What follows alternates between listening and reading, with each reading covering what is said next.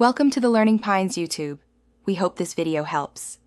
You start now, power the Samsung fully off, remove cases and SD cards so buttons register cleanly.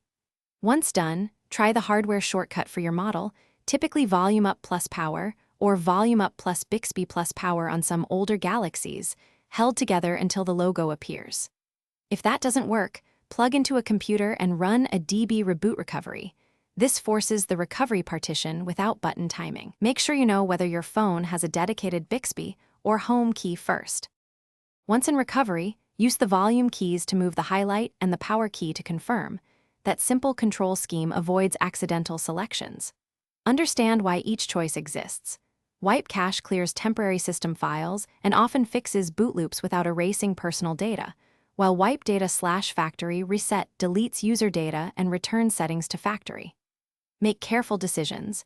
If you need to preserve photos or accounts, cancel and backup first. If available, choose Wipe Cache before any destructive step. Complete the process by selecting Reboot System now. The first boot can take longer than usual, so be patient and let the phone finish optimization.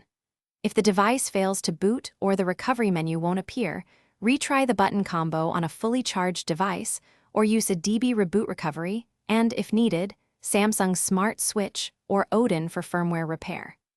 If physical buttons are unresponsive after multiple attempts, consider professional service. Malfunctioning buttons will block hardware entry to recovery.